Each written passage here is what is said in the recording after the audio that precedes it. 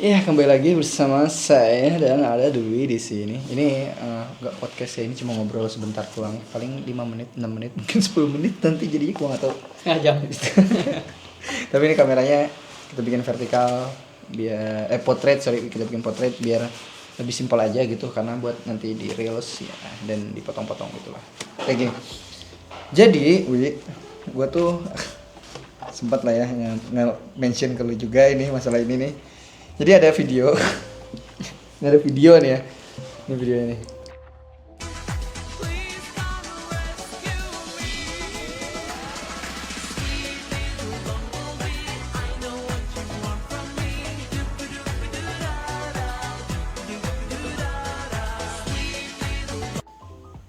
@fuji_an waktu istirahat ya, dan lantai yang digunakan bersih karena tidak memakai sepatu ke dalam kelas.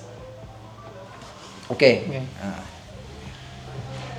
gitu ya. Tadi videonya kayak gitu tuh. Oke. Kalau gua sendiri nih ngeliat video itu, Kenapa?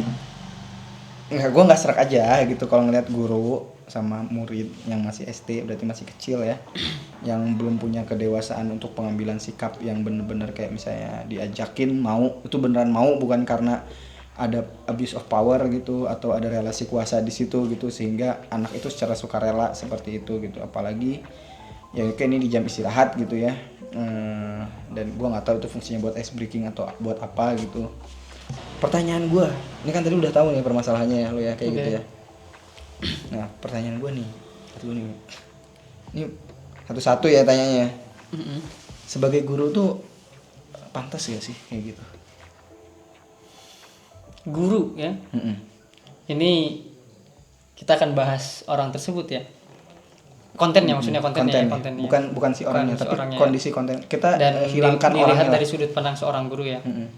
Pertama, emang apa namanya? Saya nggak ada tendensi apapun ya ke orang itu, gitu kan. Jadi sebenarnya kalau bicara hak ya hak saja gitu kan, sah-sah saja dia mau buat. Tapi ini kan kita lihat sebagai seorang guru ya. Sebagai seorang guru ya. Di luar sebagai dia individunya ya. Oke ya. Kan saya nggak kenal juga, salam kenal deh. Itu ya buat Pak. Nggak tahu lupa namanya. Ya. Udah, Bapak itu ya. Nanti mungkin bisa dimunculin lah. Pasti dimunculin dia sama saya. Saya mau berangkat dari arahan gubernur dulu deh. Misalkan ini kan kita di Jawa Barat nih. Kalau misalnya beliau di Jawa Barat ya. Kalau di Jawa Barat itu kan kebetulan gubernur baru kita ya, Pak Deddy Mulyadi, itu menyampaikan bahwa tolong deh katanya gitu. Guru-guru itu jangan tiktokan di kelas, maksudnya itu jangan joget-joget, jangan apa segala macam lah. Udah aja kalaupun mau bikin konten itu diarahkannya ke arah dokumentasi pembelajaran. Jadi apa sih dokumentasi pembelajaran gitu ya? Dokumentasi pembelajaran itu berarti dia memotret proses belajar gitu ya. Biasanya kalau dulu tuh mungkin kita kenal sebagai adanya jurnal harian atau jurnal belajar gitu, jurnal belajar harian. Yang kedua itu ada rapot, misalkan itu kan dokumentasi belajar juga gitu ya. Terus ada yang namanya portofolio, buku penghubung itu masuk. Buku penghubung ya. Itu juga kan dicatat bagaimana prosesnya. Terus yang sekarang mungkin karena udah ada era teknologi ya, ada bantuan smartphone atau kameranya ya, sebenarnya gawai. Akhirnya dokumentasi pembelajaran itu berkembang. Jadi bisa memotret foto ataupun membuat video gitu loh. Apa sih tujuannya membuat dokumentasi pembelajaran? Tujuannya itu adalah satu, sebagai sarana kita mengevaluasi proses maupun hasil belajar untuk peningkatan pembelajaran gitu ya, sehingga akhirnya kita bisa mengakselerasi lah atau memperbaiki suatu proses yang mungkin agak kurang gitu kan. Terus juga kita bisa memotret kondisi siswa, mana yang sudah baik, mana yang perlu dibantu gitu kan. Itu dokumentasi belajar. Juga sebagai sarana komunikasi penghubung kita ya, sebagai penghubung kita dengan siapa? Dengan orang tua, agar orang tua tahu, Bu, ini anaknya tadi berkegiatan seperti ini. Dia lihat, oh anak saya ternyata misalkan pada saat itu kegiatannya adalah memotret sosiodrama. Okay. Jadi anaknya, oh anak saya ternyata nggak sia-sia hasil latihannya, ternyata dia tampilnya dengan baik, ini ada bukti dan segala macam. Sehingga akhirnya orang tua pun ngerti, oh berarti anak saya bisa disupport di bidang apanya, di bagian apanya gitu ya. Oke. Nah, masuk ke konten beliau. Tadi kita di awal udah ngomong sah-sah saja, itu hak dia gitu kan.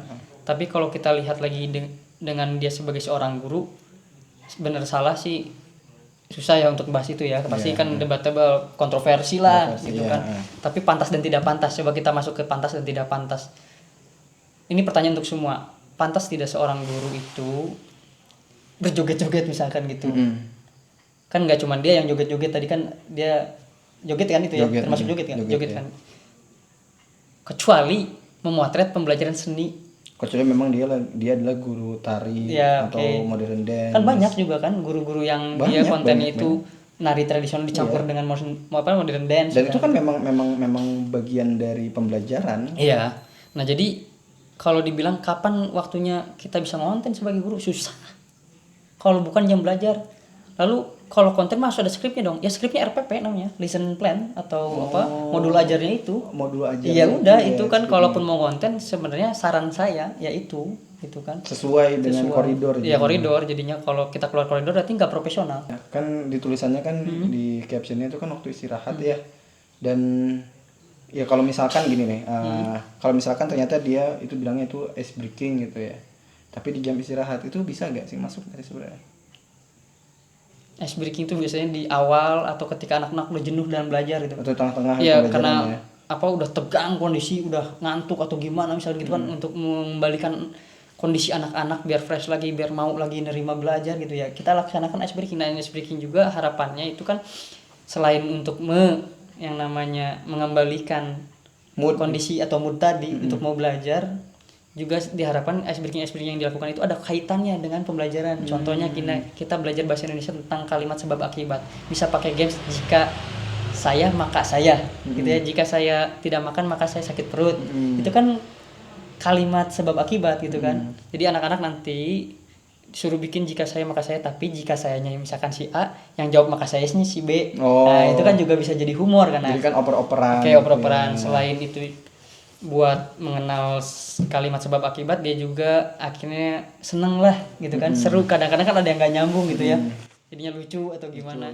Jika saya tidak makan maka saya dangdutan misalkan gitu kan jadi aneh ya. Orang tidak makan itu maka dia lemas, harusnya kan gitu ya, malah dangdutan. Nah itu kan berarti kalimat sebab akibat yang tidak berhubungan gitu.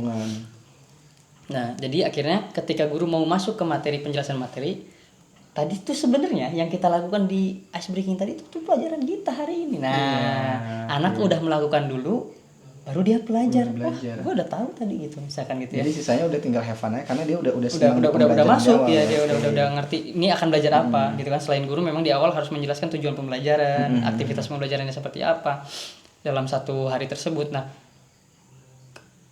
kalaupun mau bikin konten itu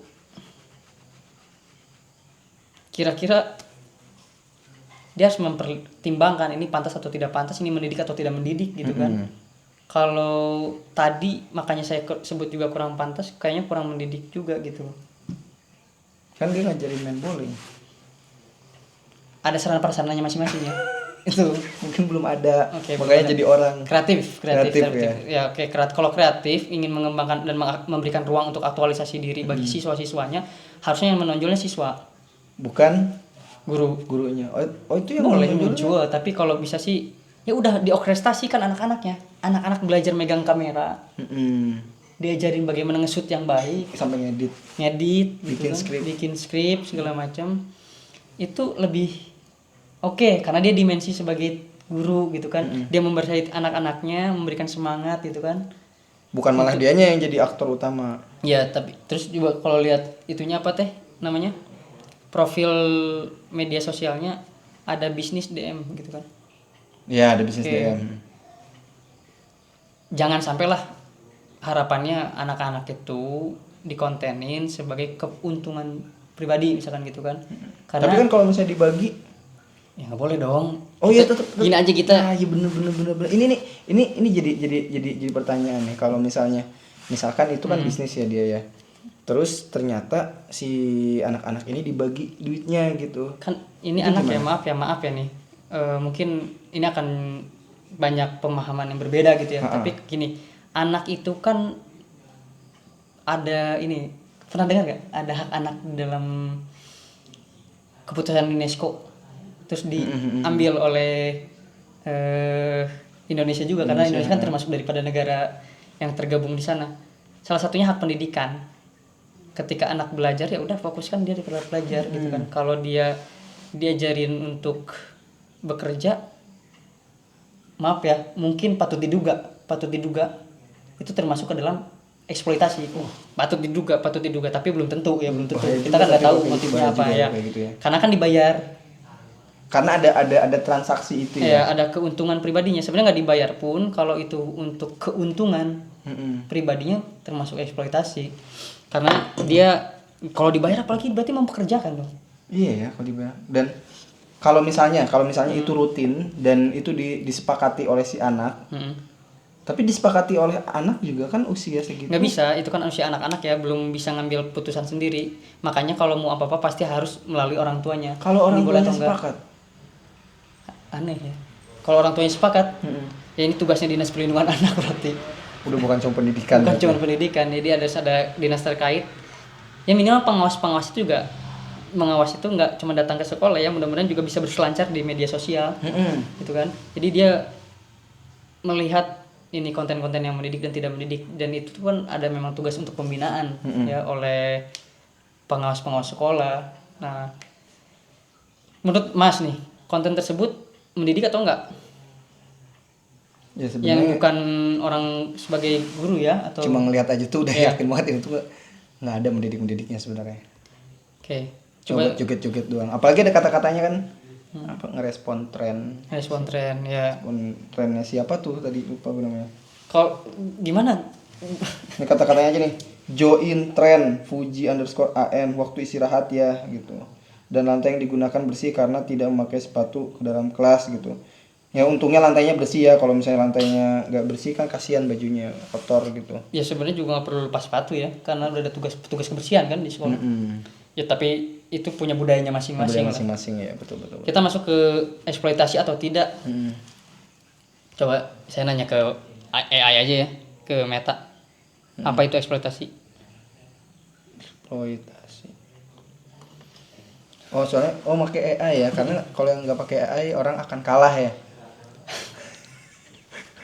Enggak juga, tapi Kan ada kata- nah ada ini yang- maksud daripada gitu. kodrat zaman. Oh, Sekarang kodrat zaman. menggunakan apa teknologi ini kan adanya di sekarang nih. Ya kita gunakan bisa masuk ke dalam pembelajaran bisa. Betul. Tapi bukan maksudnya dalam kategori ikut-ikuti tren. Jadi sebagai guru itu harus mampu memfiltrasi informasi, memfiltrasi tren, memfiltrasi hal-hal yang nantinya diberikan pada anak. Biar anak tuh nggak langsung asal makan semuanya. Iya, karena ya kalau kata buku Kasmaran ada saya buku ini nih, Pak Iwan Pranoto ya, Kasmaran berilmu pengetahuan. Jadi kalau Anda belajar cuma sekedar makan semuanya, nggak ada terjadi dialektika, nggak belajar. Nggak belajar, oke. Anda didoktrin. Masukin gitu. Jadi udah apa aja yang Iya. ditelan udah terima aja gitu. Iya, kan sekarang dimensinya subjek sama subjek dong. Ya. Guru menuntun murid untuk mencapai keinginannya, maksud menuntun itu kan berarti murid juga punya pengetahuan lain. Mungkin murid punya pengetahuan, si gurunya enggak di bidang tersebut. Betul. Apalagi era sekarang. Iya, makanya semua guru semua murid gitu kan.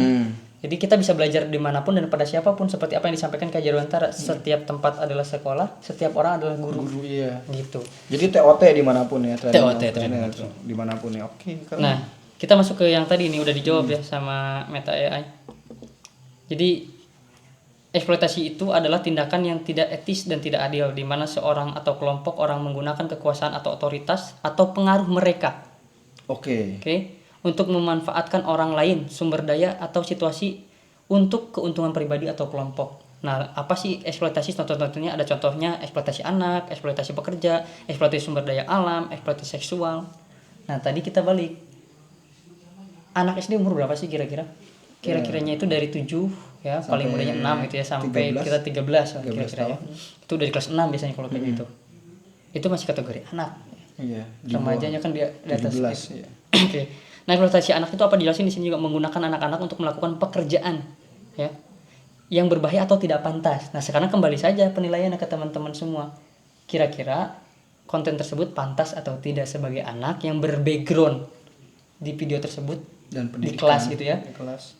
Ada guru berpakaian dinas kan itu. Mm-mm. Anak-anaknya masih pakaian sekolah, kira-kira pantas atau tidak pantas. Kalau saya secara pribadi kurang pantas. Mm-mm. Gitu ya.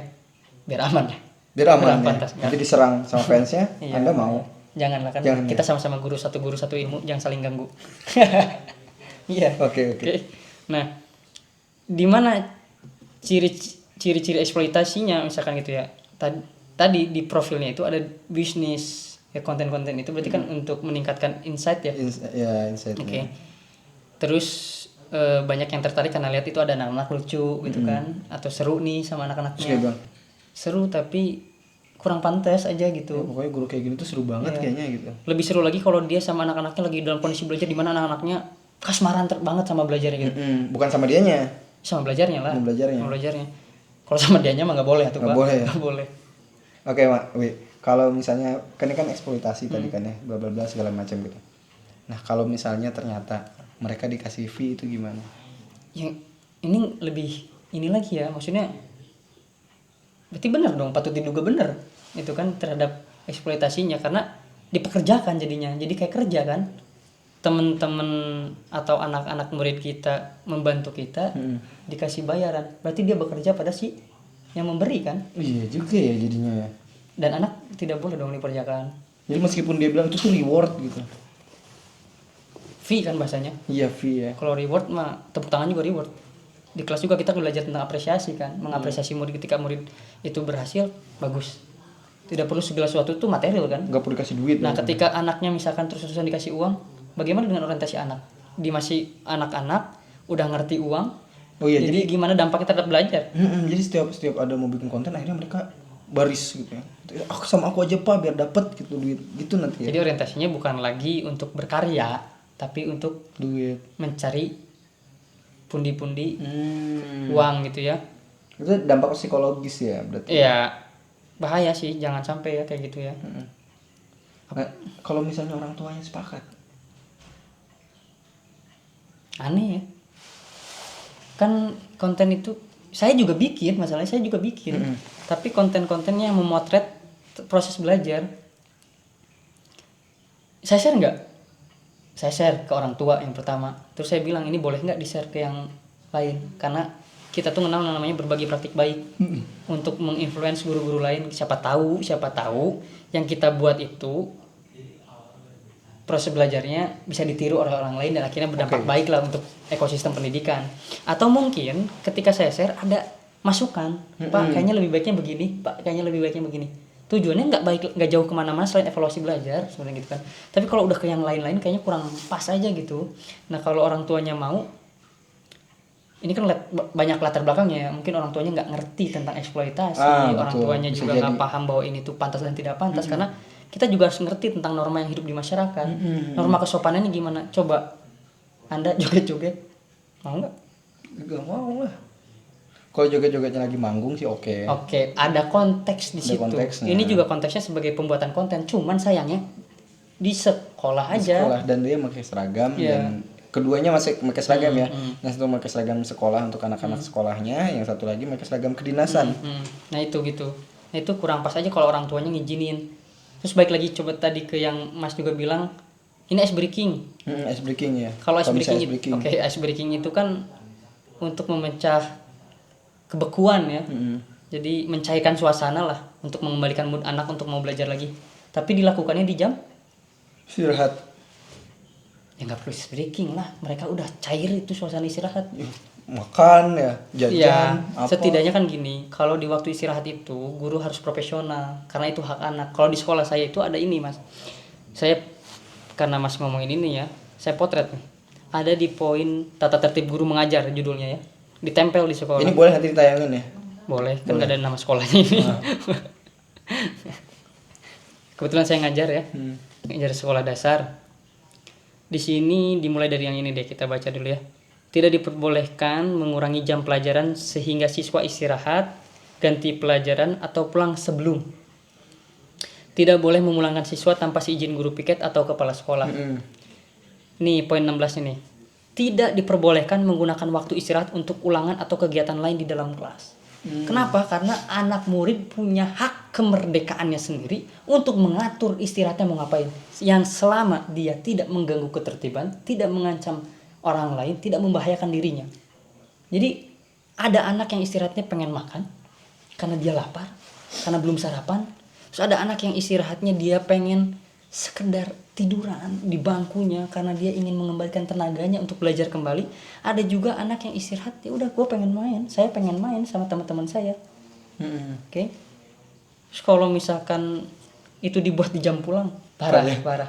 Karena ada orang tua yang harap-harap cemas menunggu kepulangan di depan pintu rumah gitu kan. Yang takut kalau anaknya telat pulang gitu loh. Nggak pantas aja gitu loh. Terus makanya saya agak sedikit keren lah untuk teman-teman yang lain yang bisa bikin konten-konten di luar pembelajaran tadi, karena ngambil waktunya bingung gitu loh. Kurang profesional jadinya. Kan ada 4 kompetensi guru ya, kompetensi pedagogik, kompetensi personal, kompetensi sosial, dan kompetensi profesional. Nah termasuk ke dalam itu, dan hak istirahat itu diatur loh. Ada Permendikbudnya nomor 23 tahun 2017. Cuman pasalnya nanti bisa dibantu ya sama Mas juga untuk dimunculin. Itu diatur waktunya itu 0,5 dikali jam. Nanti dapat keluar 30 menit sebenarnya. Itu hak. Kalau hak siapa yang boleh nentuin? Si yang punya hak kan? Yang punya haknya. Oke. Terus misalkan di sini balik lagi ke persoalan eksploitasi dalam penjelasannya melalui meta AI ini, menggunakan kekuasaan, otoritas atau pengaruh mereka. Ini kan ada hubungan antara guru dengan murid ya. Guru pasti punya kuasa tuh terhadap pasti muridnya. ada relasi kuasa di situ. Kenapa dia punya kuasa? Karena dia punya hak memberikan penilaian. Oke. Walaupun diatur ada objektifikasi penilaian, objektif karena dia nilai itu diambil dari instrumen data, instrumen-instrumen yang disusun untuk pengambilan data gitu kan. Tapi kan kita nggak tahu di belakang itu bagaimana kan. Nah ini untuk menjaga profesionalitas aja gitu maksudnya. Jangan sampailah nanti kalau gimana kalau misalkan anaknya diajak dan akhirnya mereka memuncak dan akhirnya menolak, takutnya kan sakit hati juga terhadap gurunya. Ya kan nggak boleh gitu kan. Nanti gimana kalau gurunya akhirnya sebel sama si A, nilainya ngaruh kan nggak baik. Lebih baik sih udahlah, dibanding bikin konten-konten ikutin tren, udah dokumentasikan pembelajaranmu, kamu jadikan untuk sebagai bahan peningkatan kompetensimu gitu kan, atau sebagai berbagi praktik baik kepada yang lain. Cakep nih penutupnya, cakep banget ya. Oke. Mantap nih teman-teman. Jadi itu ya tadi ya pembahasannya. Cila itu pembahasannya itu ya. Jadi untuk guru-guru tolong pergunakanlah hak dan kewajiban Anda sesuai. Apalagi ada hak orang lain di situ yang sedang kalian pergunakan. Apalagi hak anak untuk istirahat, hak anak untuk mendapatkan pendidikan, dan yang paling penting adalah hak anak untuk menentukan keinginannya tanpa ada pressure dari hal yang disebut dengan relasi kuasa. Boleh saya ikut tanya nggak? Boleh. Apa? Ini mungkin kan banyak nanti guru yang lihat juga. Kira-kira menurut guru-guru yang lain, boleh nggak kita ngambil hak istirahat murid? Gimana tuh menurut Untuk kalian? kebutuhan pribadi? Boleh apa enggak?